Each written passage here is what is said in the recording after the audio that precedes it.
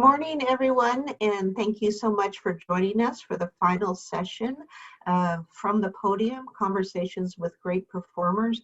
We are incredibly grateful to the marvelous Renee Rotta, who is a terrific interviewer. She's so knowledgeable about music, and her love of music shines in everything she does.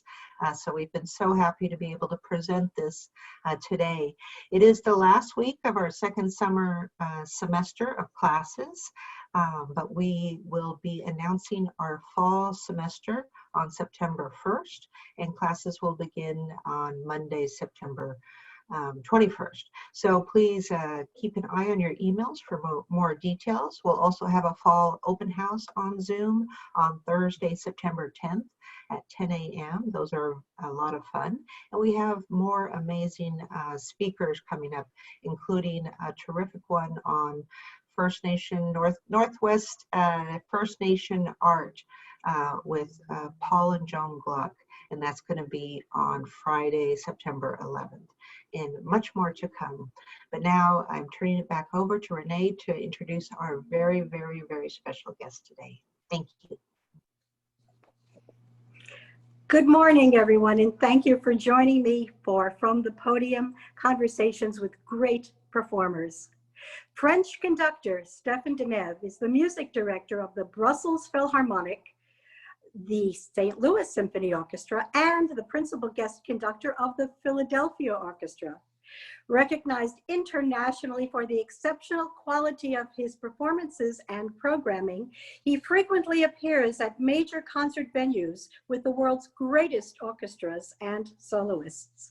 Stéphane has a special affinity for the music of his native France and is also a passionate advocate for music of the 21st century. He made his Carnegie Hall debut in 2012 with the Boston Symphony Orchestra, with whom he has appeared several times, both in Boston and at Tanglewood. He regularly conducts the Cleveland Orchestra, the New York Philharmonic, the Los Angeles Philharmonic, the San Francisco Symphony, and many others. A graduate and prize winner of the Paris Conservatory, Stéphane Denève worked closely in his early career with Sir George Solti and also Seiji Ozawa. Known as a gifted communicator and educator, he is committed to inspiring the next generation of musicians and listeners, and has worked with young people in programs such as the Tanglewood Music Center, the New World Symphony, and the Colburn School.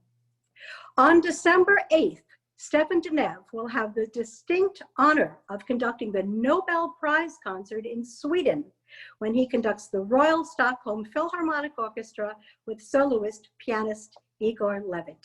It is my great honor to welcome conductor Stéphane Denève to Conversations with Great Performers.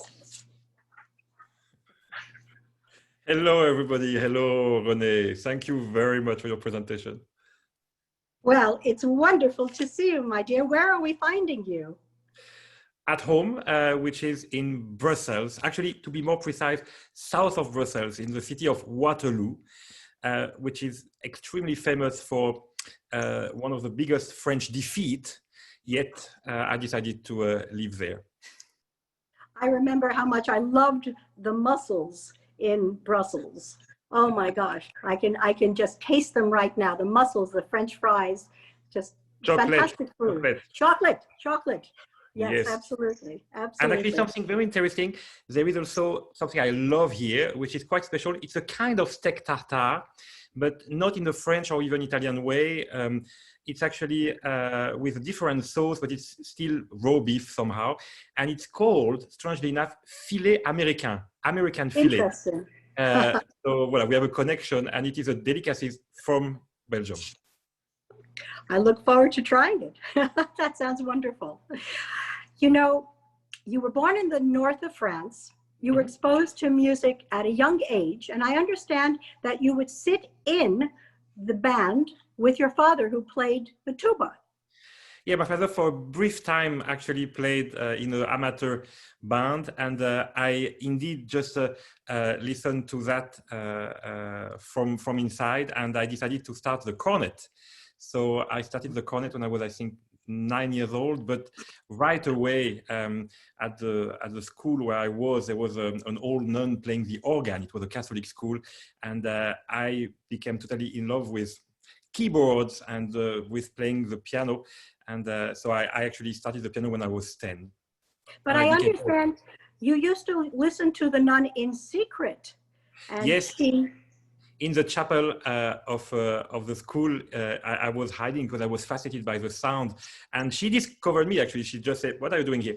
And I told her, and then she said that she was giving some piano lessons. And I said, "I would love to try." And I mean, God bless her, actually. She quite quickly found out that I had a good ear or whatever it is, and asked my parents to send me to the conservatoire. So I owe her a lot.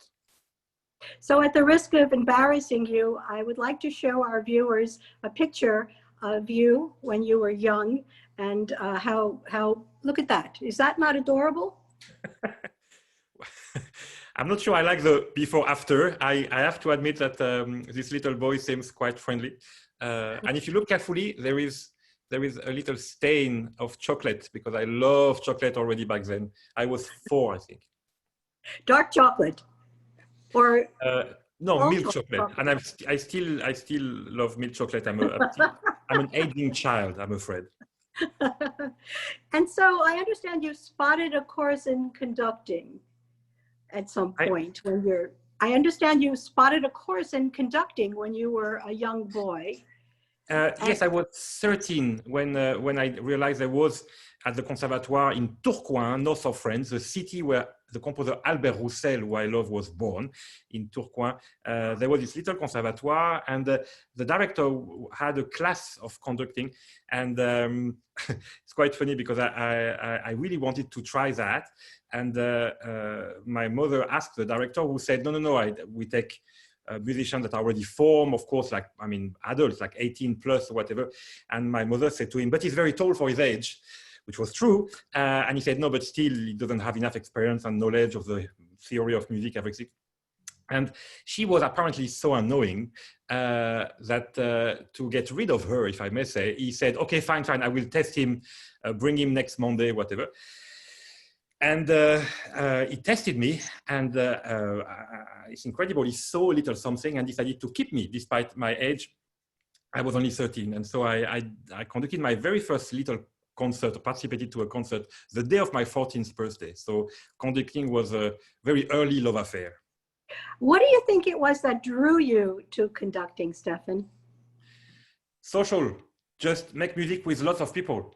I thought already back then that pianist was quite a solitary profession, you know, and I was playing chamber music and I love that, and I wanted to just share music with more people.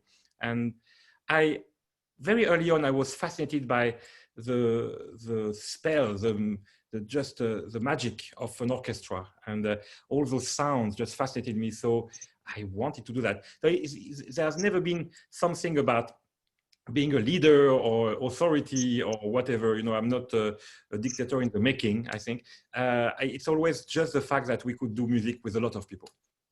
Wonderful. And you were in your early 20s when you moved to Paris. You began to study conducting, but also vocal coaching at the Paris Conservatory. Yes, because I started to love opera and love voices. It's my passion anyway. It's my favorite instrument. You see, the strange thing is, I just told you I love the magic of an orchestra, but if you ask me what is my favorite instrument, it's still the voice. And at the time, I thought I would maybe be an opera conductor. So I studied vocal coaching, and I was accompanying at the time also the chorus of the Orchestra de Paris. And you met Sir George Solti, and you worked with Sir Colin Davis at that time too, didn't you? Absolutely, perfect indeed transition. The fact is, as I was pianist for the chorus of the Orchestra de Paris, I was working with the chorus master, but also great Arthur Oldham, by the way, I loved him. But then for the final rehearsals, I was replacing the orchestra for the maestros. And at the time, it was an incredible list for me. I played 3 times for Carlo Maria Giulini, 2 times for Colin Davis. I played for Wolfgang Zawalisz, Pierre Boulez, who else I forget now, that is Yehudi Menuhin, actually, and for Sir Georg Scholti. And it was a very hard piece to play. It was a Missa Solemnis of Beethoven. But I really prepared myself so well that I could look at him all the time. I was playing kind of by heart, and he was pleased that I was following him. So, because it was not so easy to follow. So at least I don't know if I have been a good pianist ever. I don't think so. But I had one quality that could feel the conductor and when he wanted, the chord to be played. So Scholti was happy with that, and that's how he proposed me to become his assistant. Well, we have a wonderful short video, which is the earliest film of Stéphane conducting the Paris Conservatory Orchestra and the finale of Stravinsky's Firebird Suite. But what I love about this is at the very end, you'll see the teacher asking the overly enthusiastic audience to stop applauding because this performance was supposed to be an exam. So we'll take a look at that.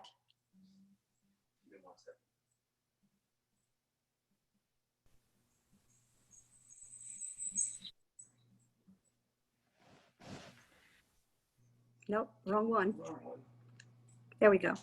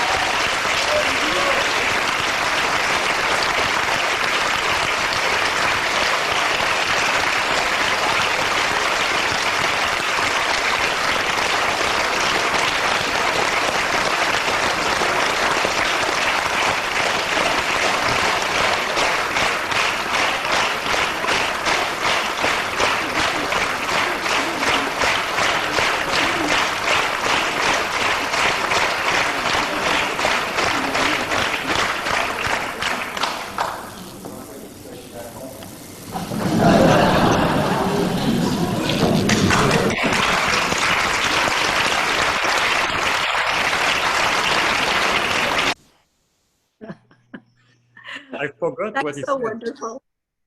I forgot because I never saw this video since, I mean, many years. He says, "Je vous rappelle que ceci est un concours." That I remind you that this is a competition. And if our dear Brian Bell is here, well, And he is. know, it is the 1945 version of Firebird. I'm sure Brian would appreciate knowing that if he doesn't already. Thank you, Brian. You graduated from the Paris Conservatory in 1995, unanimously winning first prize, and then you immediately got your first job. Yes, I forgot what it was. Well, it was Lila.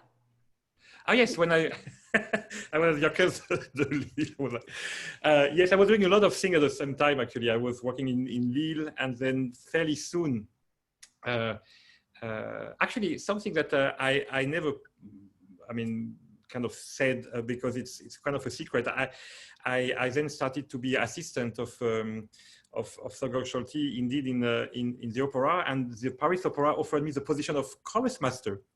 And which was crazy, but I thought it was still not the right path for me, and so I refused to become chorus master of the Paris Opera, and instead I went to Germany and became a Kapellmeister, so permanent conductor, one of the permanent conductors of the opera in Düsseldorf. And was that your aha moment where you knew you might be able to pull this off? You might just be able to have a career and make a living as a conductor? You embarrass me because I have two choices: to be pretentious or to lie. So I'll choose pretentious. What is very strange is I know a lot of my colleagues and a lot of young students actually doubt if they can do it and if they will do it. And very early on, I would say when I was already a teenager, I had a strange feeling that I will do this art. It's more than a profession for the rest of my life. I kind of never doubted, which is weird, one, that I will do that. So I never kind of thought, and second, that I would be able to do it, and even at the very high level with the orchestra I'm conducting now. So I'm sorry, it sounds very self-confident, but I was from the start. I had the feeling that, yeah, I would do that. Well, we're certainly glad you did. And as your career began to skyrocket, you became a regular guest conductor at the Paris National Opera, and then made your American conducting debut also at the Santa Fe Opera. Yes. I was back then quite an opera conductor. It's very strange. People put sometimes etiquette on your forehead. And at first, I was an opera conductor doing a little bit of symphonic, but opera. So I had a position as a permanent opera conductor in Düsseldorf in Germany. I was conducting in many places operas all the time. I started indeed in the US with the Santa Fe Opera, with the Cincinnati Opera. And then it changed. I conducted more and more symphonic, and since I have a daughter, she's 12 years old, Alma, I decided anyway to reduce tremendously the opera side because it obliged you to be very long away from home, and I didn't want that. I wanted to be there for my daughter, and so I'm already enough traveling. So so I do maximum one, sometimes two opera a year maximum. And I can't wait, actually, for the future when she will be leaving home. I will certainly go back to more opera because I love operas. Well, for our viewers, I would like to just say what a beautiful family Stéphane has, his wife and his adorable, lovely daughter. And I know that you travel a lot with them. That must be tough, though. Well, I mean, I'm very, very lucky because I have a wonderful wife who actually loves to travel too and loves to meet a lot of people. So, so I used to travel all the time with her, and and when Alma started school, then when she was 5 or 6, then it was not possible anymore to travel all the time together. So before we resume that, the couple traveling, we try to travel still as much as we can with Alma. That's the name of our daughter. And yes, that's the price to pay when you are a conductor, is to not be with your family all the time. And it is not always easy, but that's the only maybe positive side of this crazy time right now with the lockdown and everything, that I've been with my family longer than ever. It's been almost 6 months that I'm with them all the time, and this has been extremely comforting. Well, I'm glad to see that you're all healthy and doing well. But I wanted to go back. We had the coronavirus, by the way. We've been I know. Yeah, in April. My wife and I, strangely enough, we never protected ourselves from Alma, and she didn't get it. So certainly because of her age and her incredible health. But yes, we have been sick 4 days with fever, so not too bad. And my wife was weak for 2 weeks, and had anosmia and ageism, which means that she lost the sense of smell and taste. But it was mild symptoms, so we are very, very happy that it was not worse than that. And now apparently we're immune for a little time. We have some antibodies. Well, continued good health, and hope that our world begins to heal, and that we will soon enjoy listening to live, either in the United States or at the Nobel Prize concert, which we'll talk about a little bit later. But I wanted to go back to your love of opera and your love of conducting. I understand that you might have a score to show us, and I don't know if our viewers really have ever seen what a conductor looks at. A conductor's score is quite complex, and I was hoping you might dissect it a little bit for us. Yes, thank you very much. So I thought about which score I should. So I decided to show you my favorite opera, one which I actually conducted last, was Hélas et Mélisande of Debussy. I did that actually with the Concerto Amsterdam last year, and I'm in love with this piece. It's with Debussy in general, but with this piece. And this love comes from the Conservatoire, because the very first time at the Conservatoire in Paris that I was able to conduct in the position of being in a pit with singer on stage, and I got that virus, which is a good virus, the opera virus, was actually doing some scenes, not the full piece, but some scenes of Hélas et Mélisande. And so I took the score, and I don't think, because I have bigger one now of this piece, of course, so I don't think I opened the score since, 25, 30 years, I don't know. And that's very strange, because I noticed something, is that at the time I was writing, I forgot totally that I was writing inside colorful. So I will show you first the colorful little thing. I was writing in blue and red, and sometimes even a little bit of green. That's like you see M of Mélisande in green there, here. So this is Hélas et Mélisande, and good memory. So you see, so you make me go to the memory lane with Firebird, and now that. So here is how it works. You have all the instruments. So you see flute, oboe, clarinet, bassoon, then the woodwinds, then the brass, and then the, I hope I can show you that, then the singer, and then the strings, the violins, viola, cello, and double basses. And the time, of course, goes like that. And what's happening is you just have to permanently look at who plays when, and decide what you want to help, which entrance you want to give, and voila. So that's how a score looks like, and it continues, as you can see. So you, of course, prepare a score long in advance in order to, because it would be a lie to say that we read all the notes all the time. The human eye, apparently your brain linked to the eye cannot read more than 4 lines right at the same time, really, but you get used to browse extremely quickly from one line to another, from one group to another. And strangely enough, you end by reading everything still, going from, constantly from one line to one group or one line to another.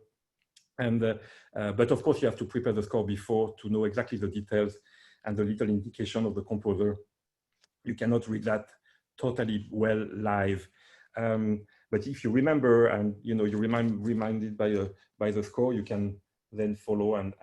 And for me, at the time, which I don't do at all, I put some blue indication to show the dynamics that were actually going down, the diminuendo, and red for the crescendo. So it was red for fire, for getting louder, and blue for getting softer. So that's how it works. I can't imagine keeping all that in your head. How do you practice when you don't have an orchestra to rehearse with? That's a very, very good question. I'm old school, and I'm proud of it, if I may say, because I think this is the one and only way to really know a score. Today, we have access to so many recordings that it's very easy to just be at home and put headphones or whatever and listen, following, and then you could believe the score, because of course you get used to what you hear, and it gives you a kind of feeling, of course, of what the score should sound. But it's only one interpretation. It's not really the score, because what I love with the score is that it's only a potential. You can interpret it. You can just do so many things with it, of course, as we know, so many interpretations. So listening is very limiting, I think. What is very important is to know the notes, and for real, to read all of them. And the only way to do that, I'm afraid, is to play it on the piano. And when I was Kapellmeister, so permanent conductor in Düsseldorf and the Deutsche Oper am Rhein, I was doing my rehearsal with the singers myself. And I had to then play the piano and had to sing the part of the singer that were not there, to just dialogue with the singer that was working with me. And that is an extraordinary exercise, because you have then to know, of course, the opera and the score very well, but I was not using the piano score. I was using the full score. And then I was reducing all that myself at the piano.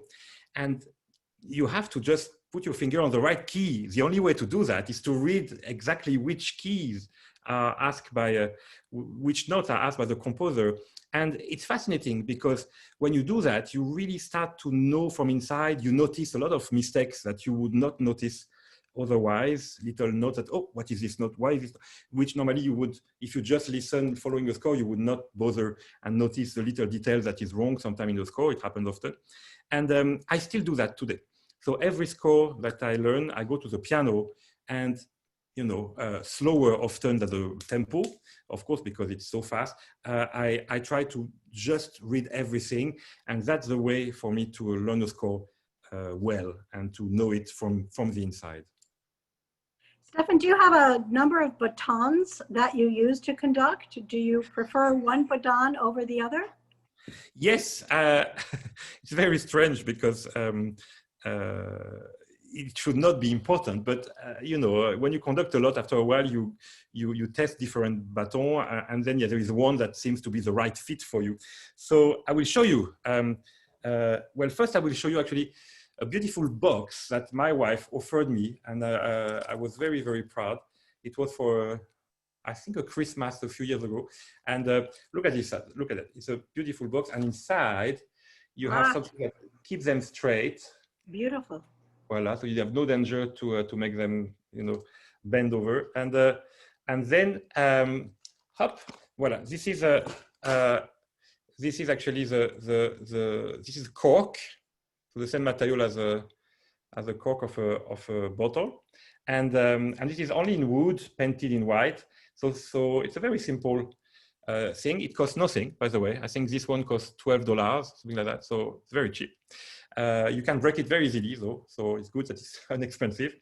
And I have a little secret. I'm not even sure I said that to anybody before, but is that when it comes, I have a little box here with extra ones, and it comes longer. So here is one. That's a new one.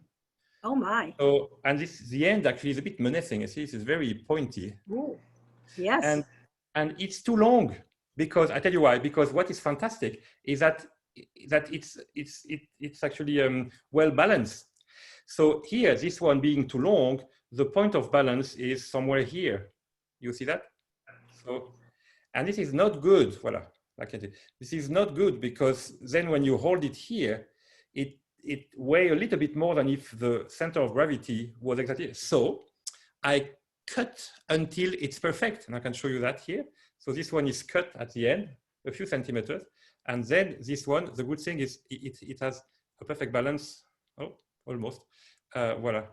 So you Oh, see look at that. Wonderful. Voila. So this one actually weighs nothing, because I put my finger here, and then it's perfectly balanced between this part and this part. So voila. You are a very exuberant conductor at times. Have batons ever flown out of your hands? Yes. And this happened. All conductors have embarrassing stories about that. So I wanted to show you how much I cut. Voila. That's Wow. You see. Yes, and it happened to me at the worst moment.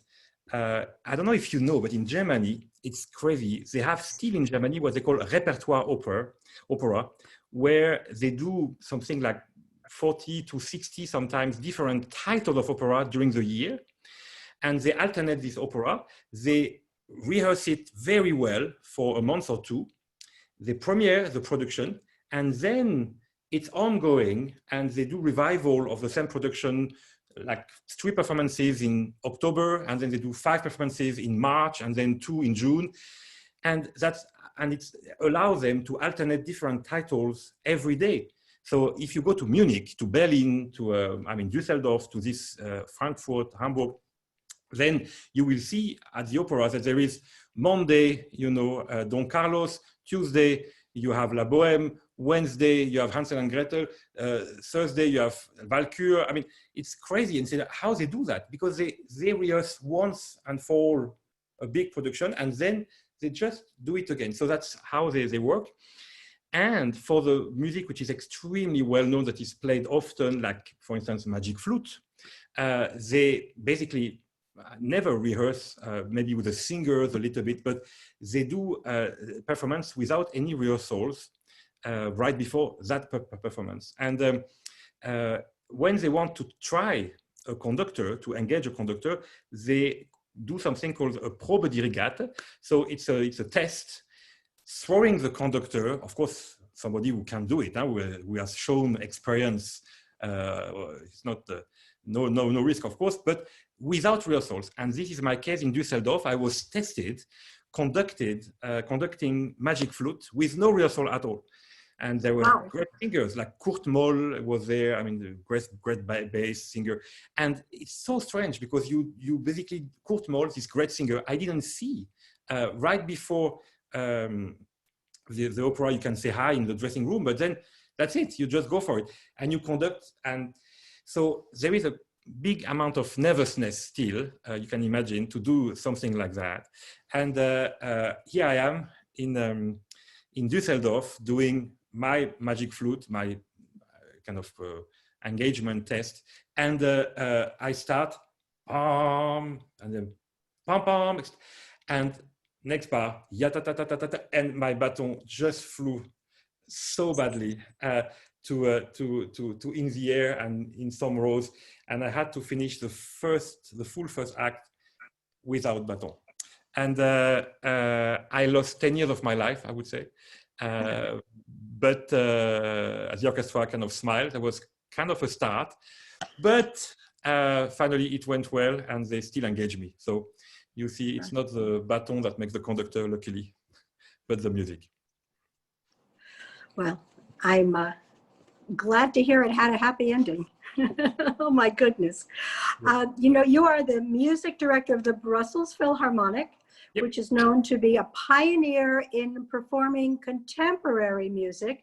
So I would love to know about your role there, and particularly about the Center for the Future of Orchestral Repertoire, which you are also the conductor of. Yes. The director of. What's happening is that we do a research about the pieces which are from the 21st century, so composed since the 1st of January 2000. And we try to see which piece has the most success, which is played the most, and try then to see which piece seems to enter the repertoire. Because I realized something very sad is that a lot of pieces are premiered, and it is the first performance and the last performance. And this is sometimes for a very good reason, of course, because the piece doesn't really deserve to be played again. It's live. But I would say too many pieces that should deserve to be played again are neglected because the economy of our orchestras and the hype of showing a premiere makes that basically there is less chance to do a second performance with the same orchestra.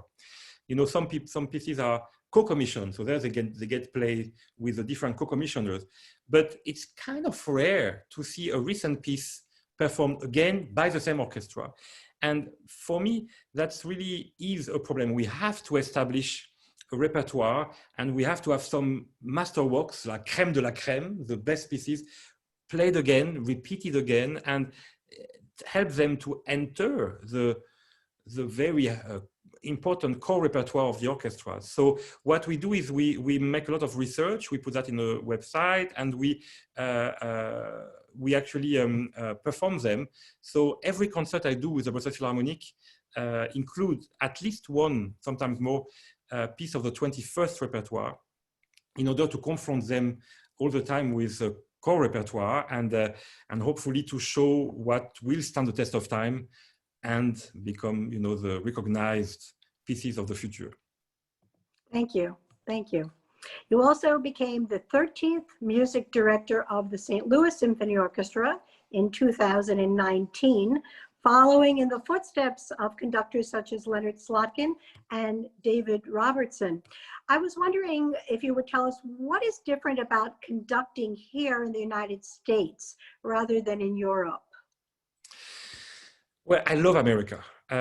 I've always been fascinated by this country, by the social interaction, by the feeling of freedom, of potential, of that you can really dream big. And I must say, I'm fascinated as well by the history, the DNA of some orchestras in your country, because of course, the history came first in 19th century, more from 18 and 19 from Europe, and somehow the great orchestras that have been formed since 150 years somehow now in the United States just became a new part of the history of this young country that you are, compared to Europe, and then there is a respect for the DNA of each orchestra, even more maybe than in Europe, and that makes very specific sounds, very recognizable sounds between the St. Louis Symphony, the Boston Symphony, the Chicago Symphony, the New York Philharmonic, the Cleveland Orchestra. I love to visit them and to see how different they are, the flavor they have, and also how incredibly professional, extremely disciplined. It's just fantastic orchestral machines, and so I always love to visit this country and to make music with orchestra here. And I was dreaming to have a position, and I'm very glad that the St. Louis Symphony Orchestra proposed me the position, because it's a wonderful group of musicians, very refined, very musical. Their whole is splendid, and I love to be making music there. You know, it's very interesting. European orchestras are subsidized by the government, and I was wondering if that influences your choice of programs in some way. Yes and no. What I mean with that is it's undeniable that the marketing aspect of an American orchestra is very important. The ticket sales is very important in America, and so you have to be sure that you balance things enough to get a good ticket sale. But and in comparison, it is true that in Europe you have these subsidies. You don't have to please donors to satisfy really anybody in particular, except the politics that give you money, who actually usually don't come to concert anyway. So so it is a very different animal. But I have to say, there is a cliche that, of course, in America, you would have to play only blockbusters to just be sure that you have enough audience. And this is certainly an old cliche now, because I see all orchestras, and of course, mine, I mean, St. Louis Symphony Orchestra, just doing so much work to propose new music, to interact with the audience, to create curiosity, to create desire for discovery, and so I feel now that I don't have really, you know, kind of obligation to really have a famous piece at each concert or something. It's actually more relaxed than that, and it's more about programming and having a meaningful season, having something that actually appeal intellectually as well. But so. Today, I have to say, I cannot say that I'm programming in a very different way because orchestras are private in America compared to subsidized orchestra in Europe. I can express myself the same way. I feel very privileged. You know, there's a wonderful quote which I'd like to read that you wrote, and you said, "I love making programs. It's like making a book of flowers, trying to go and find out what goes with the other." Thank you very much. It's fascinating actually to create a program. I sometimes use another analogy, which is with being a chef. You know, like all the different flavors and how you just pair some you know flavors with some wine, with some what is before, after, and to just have a journey. And I love to imagine every piece of music like little planet, and each piece is like has its own density, color, feel, I mean, atmosphere, and you try to see if another piece, another planet can interact and can have the right feel together. And it's a great process to create programs. And I do something which is quite rare today. I also think a lot about tonalities, keys. You know, like I always think that if something in this key and ending in this key, then it goes better with this piece or something. So I like to make this kind of trajectory, also using of course, the keys of pieces. So for those of you who think that Stéphane Denève is solely a conductor, we have a surprise for you. We have a wonderful video of pianist Stéphane Denève playing W.C. Handy's St. Louis Blues. And if you'd like, perhaps you'll listen for some Gershwin influence and maybe a bit of Beethoven at the end.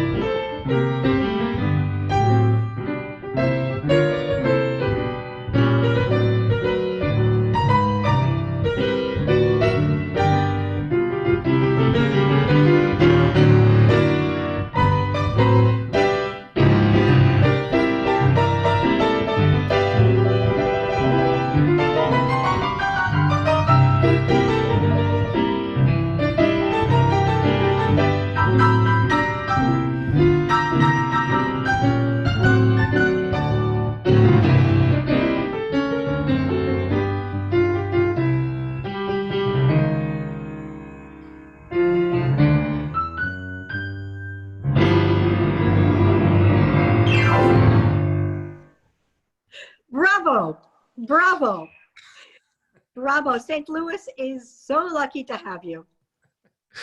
Thank you. I was very bold actually to dare to play some jazz in the city of jazz of St. Louis. I played it in a very amateurish way, but I enjoyed it. Actually, I have a little anecdote of today, because as you can hear, my piano was fairly out of tune when I recorded it.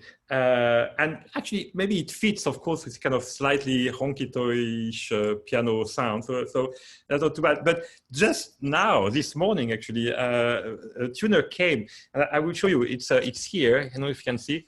So my piano is over there. You see that what you just saw, Yes. and it is open, you know, because the tuner was there. So that's why. So now, if I was recording it today, it would be at least more in tune, but maybe less adequately so. I don't know. I think it added to the flavor. I see that I'm frozen on the screen, but I hope you can still hear me. I hope. No? Yes, I can for sure. I can. Okay, I can. good, very good, very. I hope good. everybody can. I hope so. You are currently in your 6th season as principal guest conductor of the Philadelphia Orchestra. I'd like to talk about the Philadelphia sound, which began with Leopold Stokowski, who experimented with unconventional seating and unsynchronized or perhaps free bowing, which created a pulsating sound. And I was wondering if you favor a certain seating arrangement when you conduct. Oh, it's a good question. Actually, I usually preferred to have antiphonic violins for the reason that most of the composers until Stokowski, precisely, so in the 1920s, composed with in mind an orchestra with first violin on the left and second violin on the right and double basses behind the cellos, behind the first violin. And I did that in Scotland when I was music director of the Royal Scottish National Orchestra. I did that too in Stuttgart at the Stuttgart Radio when I was music director there. And I stopped that, strangely enough, in Brussels Philharmonic because we were playing so much we are playing so much music of our time, and a lot of composers today do the opposite. They compose having in their mind an orchestra with violins together, and so I thought what to do, you know, which compromise to do, and I said, okay, I will do the modern version somehow. So it is tricky. What Stokowski taught us for sure is that we should be relaxed and very creative, be creative and try everything and change. It's not one position for all repertoire, for everything. So I think it's very interesting to always change, basically. And the orchestras who allow that, I think, are right. They have the right set of mind. And so voilà, sorry for this long answer, but in Philadelphia, actually, they do the violins together, and there is a reason, because they have this incredible sound. It's still fascinating. It's incredible lush and sostenuto, you know, they sustain to the end of the bow, and it's seamless. You don't hear when they change the bow because they have this incredible sostenuto, and then they do have this free bowing that they do sometimes for some Stokowski, especially orchestration, and it's amazing because they don't change together, and it sounds so like a sea, you know, with no wave. It's just and so to achieve that, of course, it's easier for them to be together. So that's works fantastic for them. So what in one word, I'm less dogmatic than I used to be about that. Kind of anything goes if you make music. Do acoustics affect your choices in when you seat an orchestra? Yes, actually, it depends, of course, where you are and if you have the possibility to change. It's not always easy. I had some heavy discussions sometimes with orchestra who don't want to change, and some want. It can be slightly sensitive. But usually it's more linked to the repertoire than really the acoustic. But some acoustic allow more flexibility, because if you can hear each other better from everywhere, then you can try more things. Sometimes some musicians in some places say, like, I can reveal it, actually in New York Philharmonic, for instance, I remember they say, our hall is really not good enough. We have problems to be separated. So can we stay together? And of course, I mean, I respect them very much. They know their hall better than me. So yeah, so it does influence a little bit, but it's more the repertoire than the acoustics that influence it. Well, we have one more short video, and this is the Tchaikovsky Violin Concerto, the Philadelphia Orchestra opening night with violinist James Ennis, conductor Stéphane Denève in Vel Bravo, or Bravo Vel, I should say. And I love this video because you have such an expressive way of conducting in this particular venue, which is outside. So we're going to listen to a little bit of the Tchaikovsky Violin Concerto.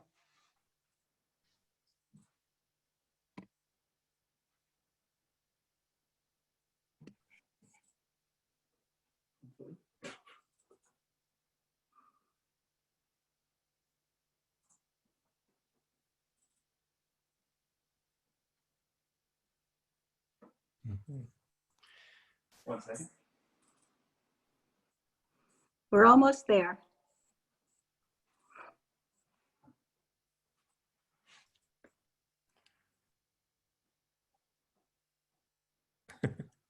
You know, Stefan, while yes, that's it. here we go.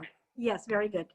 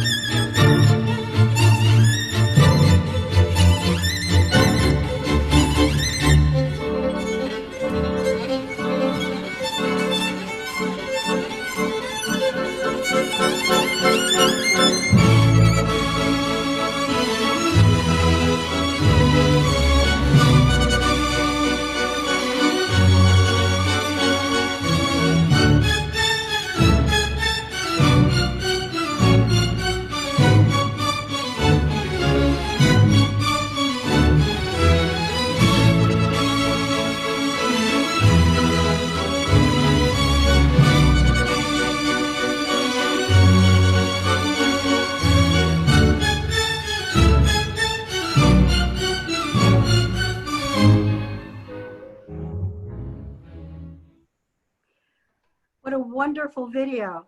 Absolutely. Thank you. Thank you. It's good memories, actually. I love the summer in the States.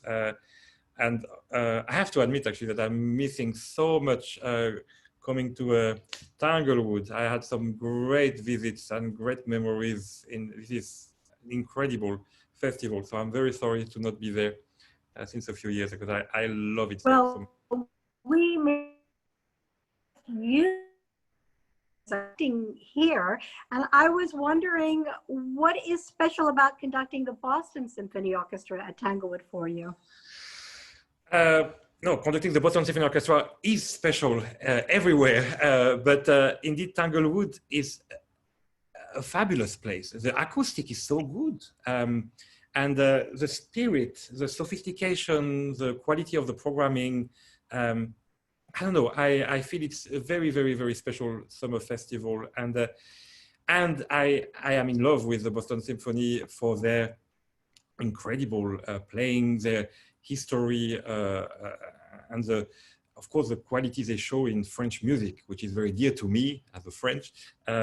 So I remember really some like Mother Goose, for instance, with them, or I mean, out of this world, really, like really the real deal, the real French style. So I miss that. And we hope that you'll be back very soon, because we miss you even more. Oh, thank you, thank you. Music has always played a major role in the Nobel Prize celebrations, and on December 8th, there will be a live performance of the Royal Stockholm Philharmonic, conducted by Stéphane Denève, with piano soloist Igor Levit. I was wondering if you would tell us how this came about. Oh, very naturally, actually, because I have since a long time a great rapport with orchestras in Sweden.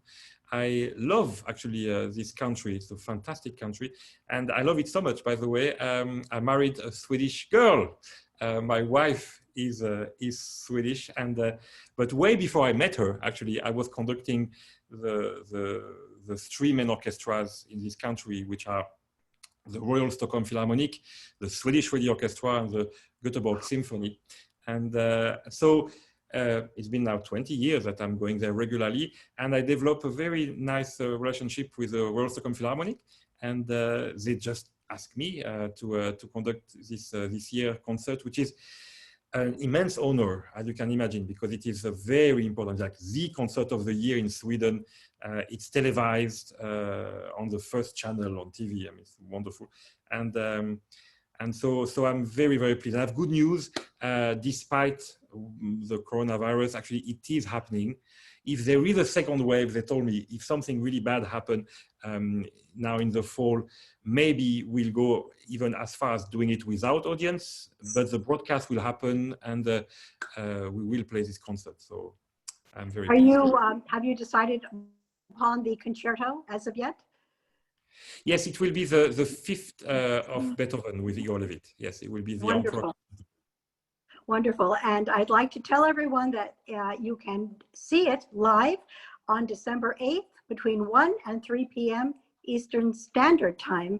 And we look forward to seeing that. Before we turn this over to Megan Wilden for a Q&A, I see that my computer is lighting up. I wanted to tell you a little bit about my research this week, Stéphane. And I couldn't help but notice that you are a Sagittarius. Yes. Now, not really believing in the zodiac too much, I couldn't help but refer to certain qualities because I have never seen a conductor who conducts with such joy of life. And so I have learned that as a Sagittarian, these are your qualities. You are optimistic and passionate. You are a lover of freedom and adventure. You are fair-minded. You are honest. You are intellectual, and you inspire people around you to do and live their best lives.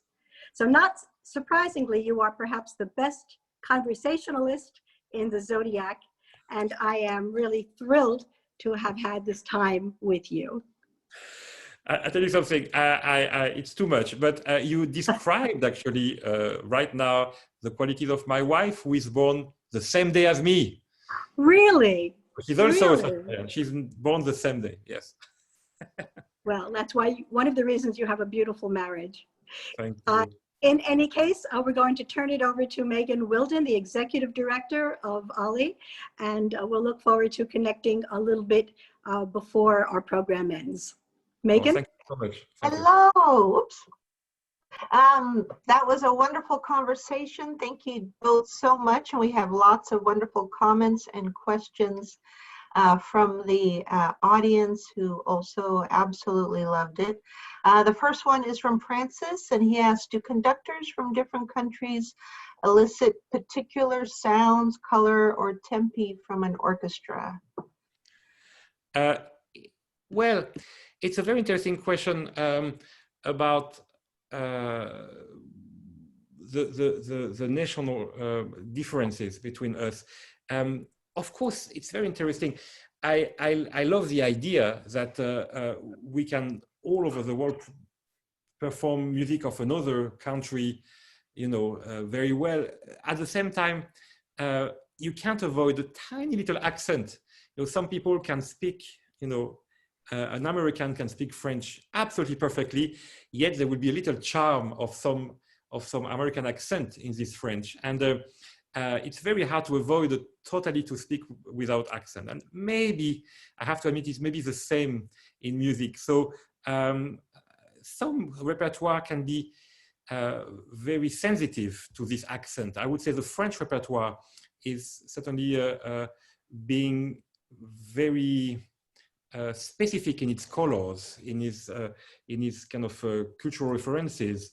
It's true that I believe when you are French, you can bring a certain type of articulation. It's also linked to the phrasing.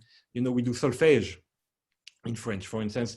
You know, the beginning of Daphnis et Chloé, you know, with this wonderful clarinet. So as a French, I can give you what they do. They do mi, do, ré, la, do, fa, la, mi, fa, la, do, ré, mi, do, ré, la, do, fa, la, mi, fa, la, do, ré, mi, do, ré, si, do, sol, si, mi, sol, si, do, ré, mi, do, ré, si, do, sol, si, mi, sol, si, do, ré, mi, do, ré, la, do, fa, la, mi, fa, la, do, ré, mi, do, ré, la, do, fa. So this is solfège. And of course, when you do solfège, you have do, ré, mi, fa, sol, la, si, do. And every note has a color, O, E, I, A, O. And so right away, it brings you a certain sense of colors in the music, which is very specific to French style, for instance. So yes, to answer your question, it's certainly true that Czech people, for instance, have a very special understanding of their rhythmically very specific music, the Jena Czech music, for instance, and Smetana.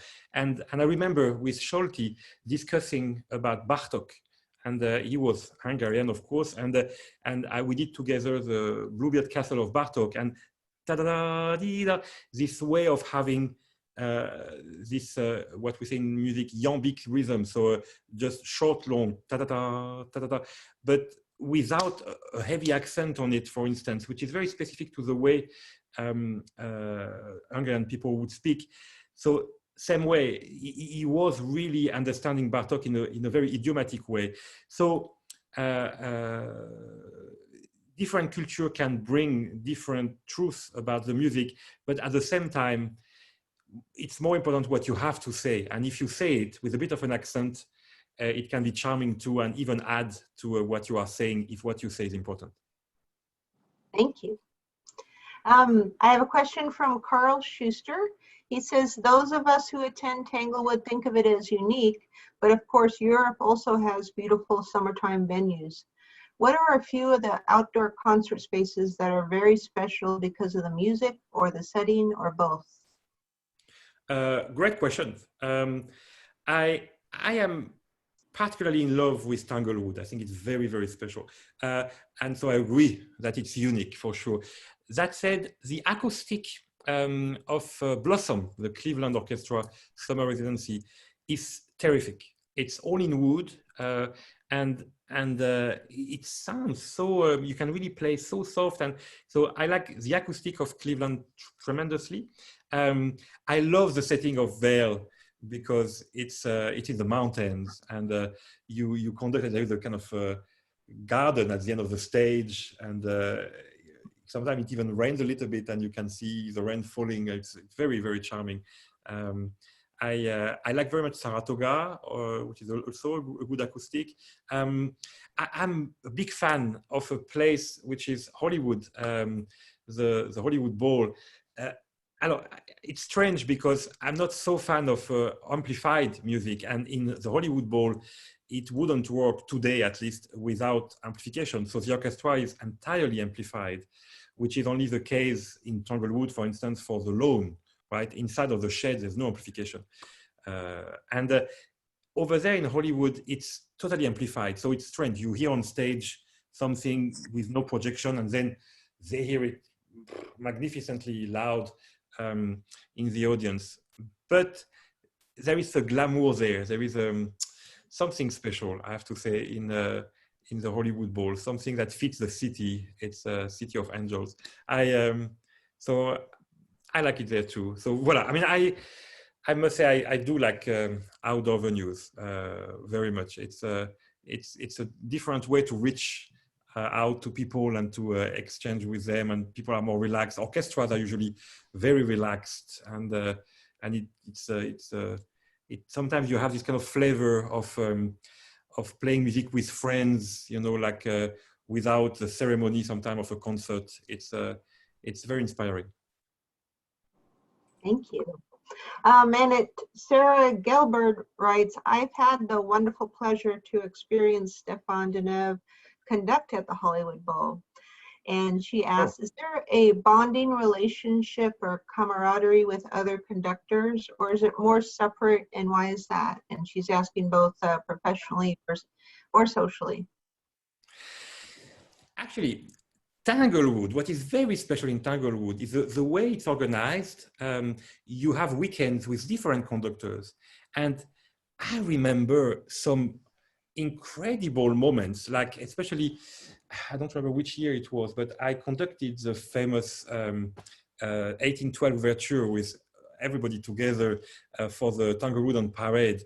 And that night, it was our dear and my revered friend John Williams was there. There was Lauren Mazel, who sadly passed away now. Christophe von Dornany was there, and I thought it was so incredible to be able to see all these people together and to exchange. And I remember some fantastic moment at Serenac where we could finally speak with other colleagues, because it's very rare that we meet. So I do have some friendship with some conductors, like Yannick Nézet-Seguin is a wonderful, wonderful man, so friendly and so warm. And but the problem is often we don't see each other. So what is weird is I have also a lot of very good friends, conductor, because they are soloists too. So for instance, Nikolai Scheff-Snyder, the violinist, is a wonderful conductor. And so I know him so well as a violinist that we now also exchange as colleagues, conductors. Or Leonidas Kavakos, the other violinist, is also conducting wonderfully well. So I miss meeting more colleagues, because it's not always an easy job. You know, you are very easily on the spot and criticize, and let's face it, it doesn't always go as well as we wish. So sometimes I wish we could exchange, but at the same time, it is a profession where you have to be slightly dominant. I mean, dominant is not the right word. Alpha or something. I mean, you know, so you have to have some authority. And what is sad is sometimes I met some conductors and they would never reveal their weakness. And I don't say it's easy for me to do so, but I would like to have more opportunities to reveal my weaknesses with colleagues and share that together. That would be comforting. Wonderful. Well, you're all lone rangers. You ride into town or you know, conduct and so forth. But maybe you could organize a Zoom meeting of conductors since you're scattered all over the world.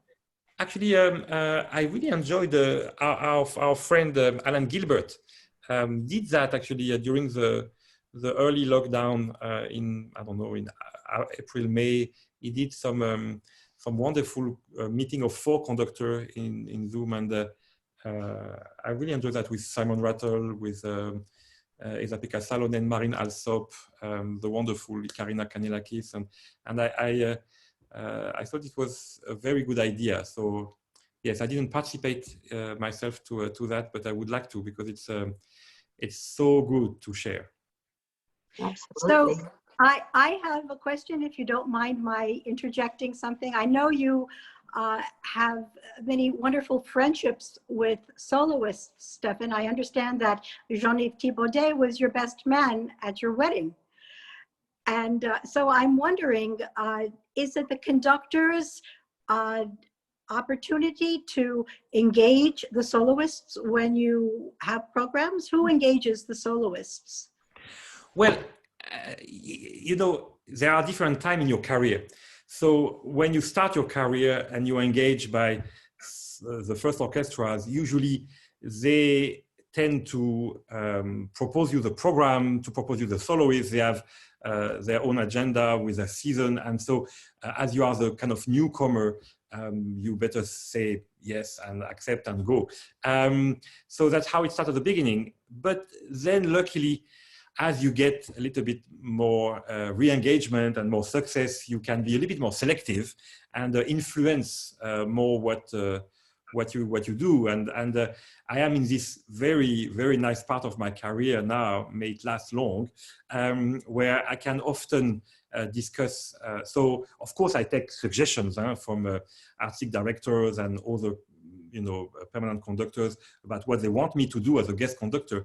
But often I'm able today to choose what I would like to do, and so to engage soloists. And it's a wonderful feeling of harvest after having, you know, put so many seeds in the music world, and so to be able to just reunite with friends that you have since a long time. You said Jean-Yves Thibaudet indeed is a long-time friend. He became my best man, and now for my wedding with the St. Louis Symphony Orchestra, he was also the musical best man. He was the artist in residence this season.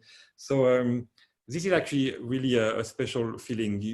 I think the audience feel if there is a special connection between the artist on stage, and you know, you cannot lie. You feel it. So so when it's there, it's there. Wonderful. So I have another question from Francis. He asks, does your experience playing a particular instrument or singing affect the sound you draw from an orchestra? And if so, how? I would hope so, because when you conduct, it's very strange, because you don't make any sound yourself, obviously. You just, you know, ignite the sound from people, and you can influence it, but still, it's not you doing the sound. So I think it's very important for every conductor to keep playing something, to keep just having the physical feeling of producing a sound. So myself, I love to sing, and in my head, I sing all the time. It's horrible. That's why I never listen to music. I don't have a hi-fi system at all at home. Because it's already so busy. You have a soundtrack in your head. Oh my God, all the time. So I prefer to be in silence otherwise, because there is no silence inside. So so yes, it does influence for sure what you do. I think the most important way is singing, because this is the most natural and most inspiring way to imagine the music is to sing. And myself, speaking about new music, about 21st century music, I'm always searching for pieces which satisfy me on a melodic way. I think the melody is the part of music which is the most intriguing, the most mysterious, and the most rewarding.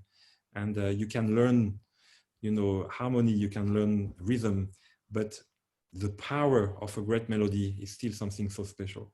So singing is very important. Wonderful, thank you. So we have a question from Brian Bell, who was interviewed earlier in this course, and he says, "My perception is that Saint Louis has not spent much time over the years in French repertoire. Is this true? And have you increased the amount of Debussy and Roussel in your programming there?" It's interesting, actually. Obviously, in my first season with them, and I wanted, of course, to try to bring the best of me, and so yes, we have played, and because of our artist in residence, Jean-Yves Thibaudet, there was another French flavor there. But to be honest, I do try to balance, because it's both rewarding to know that some people consider I'm really, a good French conductor for that repertoire. It's very rewarding, and I like that. At the same time, it can be a pigeonhole, of course. And myself, I have to be careful, of course, to also grow musically in other repertoire. So being a music director, luckily I can do that. So I can program, Mahler, Beethoven, and very different type of repertoire. So I try to balance it, Brian, but indeed, sometimes it's difficult to resist for the great French repertoire, which I love. Sure, thank you. So Howard Arkins asks, when at Tanglewood, do you enjoy conducting the Tanglewood Music Center Orchestra? Oh, actually, that is for me extremely special. Some of my best recollections are with them.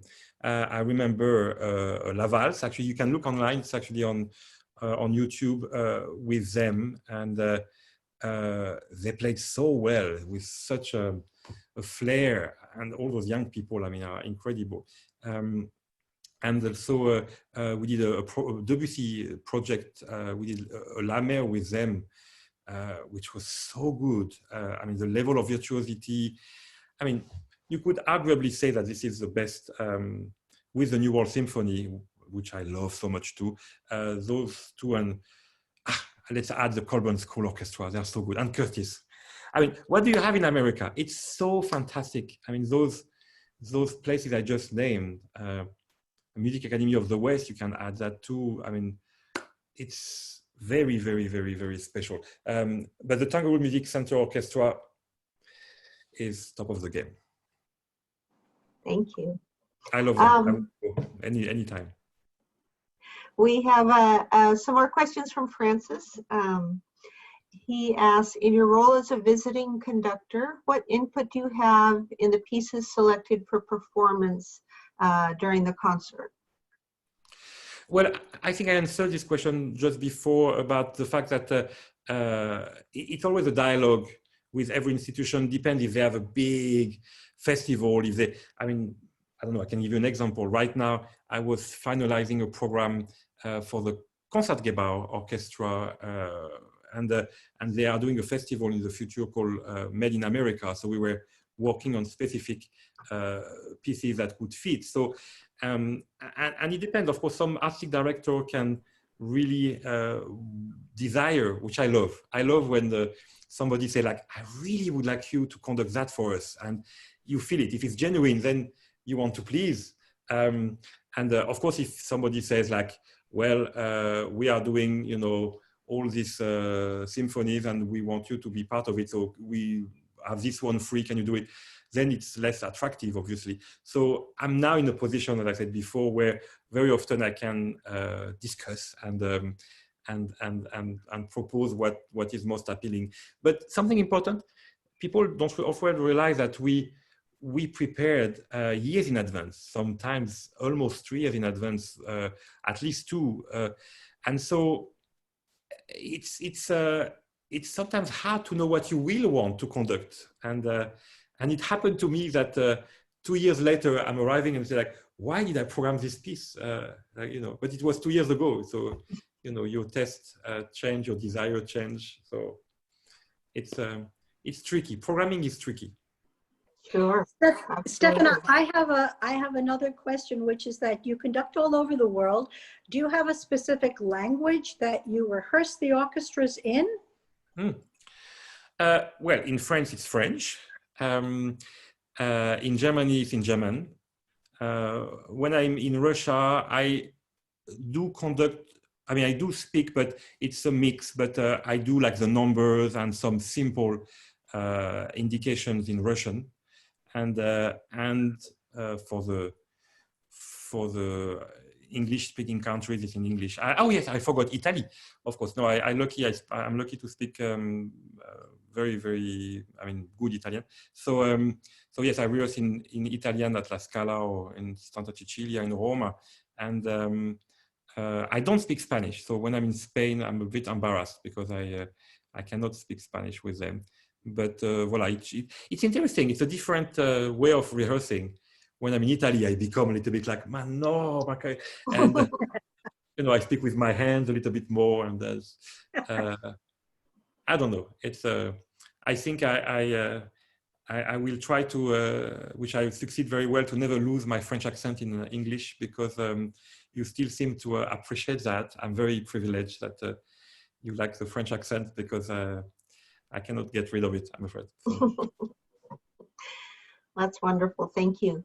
So Louise Frankenberg asks, what are your favorite non-US festivals and outdoor venues? Because of course, we all want to travel again someday. Oh, very good question. There are not a lot in Europe. There is, well, in France, I did some few festivals like les Corrégies d'Orange. This is antique wall, 2,000-year-old wall with a fantastic acoustic. That's very, very, very special. There is also in Burgundy, actually, something called Musique et Vin au Bourgogne, which is in the Clos Vougeot, in a vineyard. It's wonderful. That I like.